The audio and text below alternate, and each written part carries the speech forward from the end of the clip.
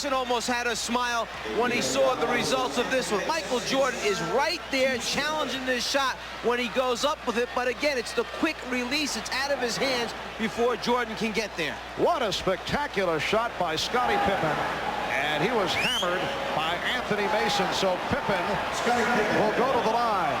He is 6 of 8 from the line. Three-point play for Pippen. The Knicks by 6. Armstrong pressuring the ball. They look to double up on Rivers. 4 minutes remaining in the game. Pippen guarding Mason. Mason trying to do it off the dribble. And he drew the foul. It counts! The basket counts and the foul.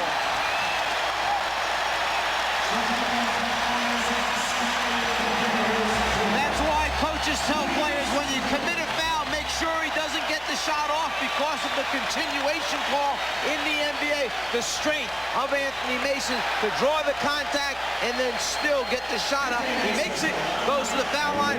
We had said earlier that Phil Jackson on Stark's shot kind of had an expression on his face like, I can't believe it. Well, there it is again. Three-point play for Mason. That foul was number 4 on Scottie Pippen. The Knicks 91 and the Bulls 82. Each team with 3 team fouls. Here's Jordan swinging in, and he is fouled. Michael Jordan will go to the line. And that was number 4 committed by John Starks. This is not only the best player on the team, but it's the best post-up man for Chicago because he can make it happen quickly, and then when he draws double teams and triple teams, he can find open teammates. So maybe continue to send Jordan down low, get in his hands, and see what he develops from there.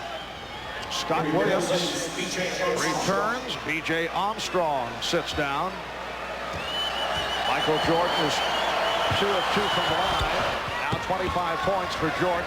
The Knicks 91 and the Bulls 84. But Michael Jordan has been held in check, at least to this point. Much time remaining.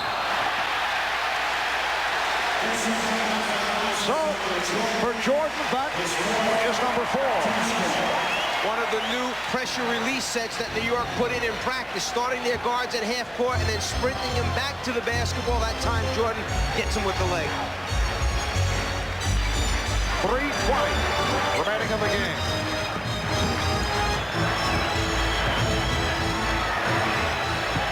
Ewing putting the move on Cartwright, changed his mind. Here's Rivers for 3. Knocked out of bounds by Mason. It will be Chicago ball. Phil Jackson trying to get B.J. Armstrong back on the floor, going to an offense-defense shuffle, and now decides to take a timeout. Chicago had been going with the big backcourt of Jordan and Pippen, now back to the regular team.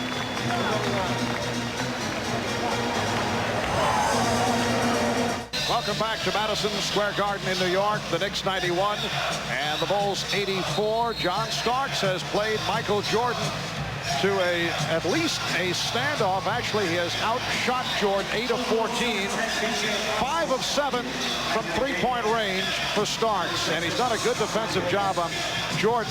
Michael at 10 of 23. Remember, Jordan averaged 32.5 per game during the regular season. And Mark, as Ahmad just reminded me, the coach's nightmare, the last 3 minutes of a basketball game, which is Michael Jordan time. When they want him to take over, they get it in his hands.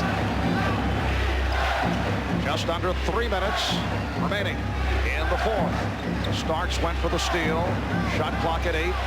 Jordan off the head fake. Ewing came over to help. May have gotten a piece of it. He certainly did get a piece of it, and that's the rotating pressure defense of New York, challenging every shot, which is an emphasis of Pat Riley. It looks like John Stark may have dislocated that last finger on his left hand, asking his trainer, Mike Sanders, to pull it out.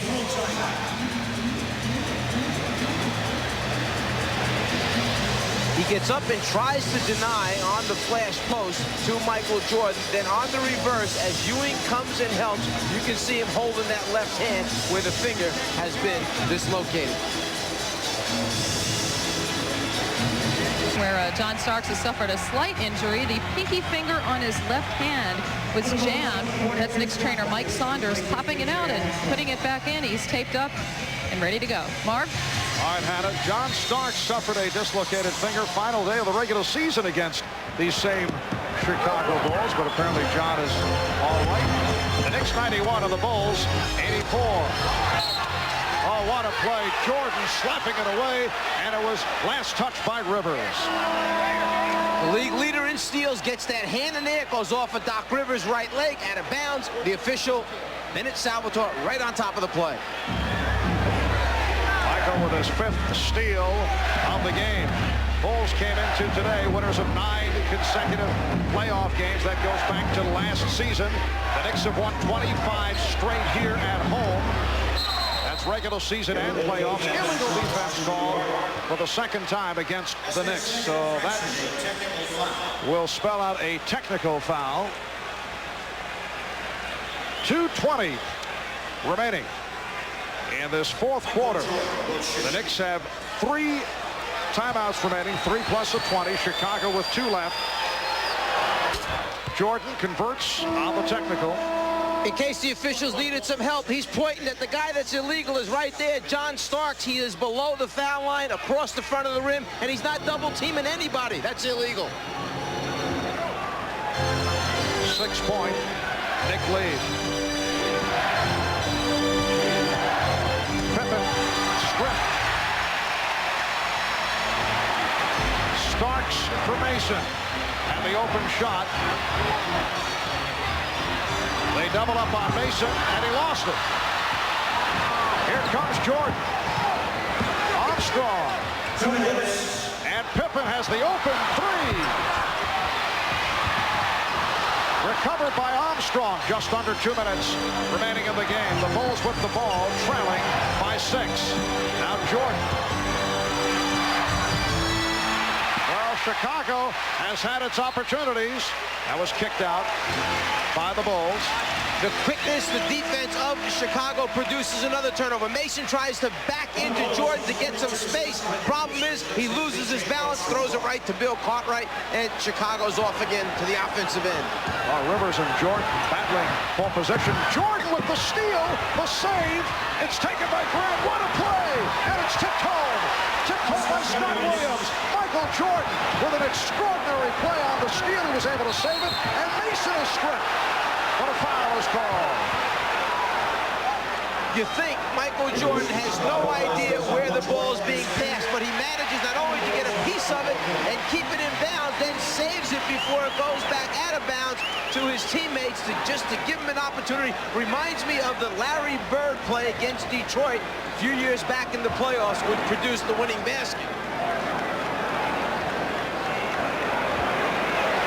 John Starks trying to settle Anthony Mason down. Michael Jordan called for that foul as 5th.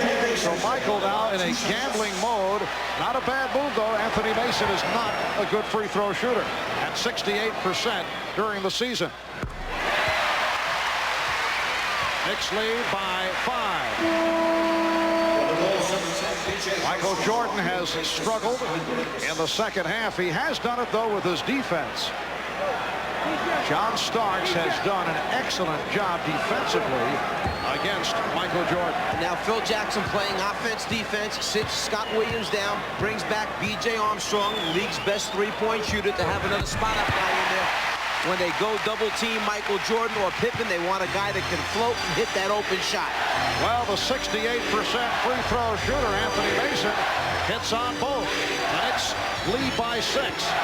Chicago's got to understand the time on the clock. They can't use up too much time bringing it down the floor. Foul on Starks, so that is 5 on Starks. Both teams are over the limit.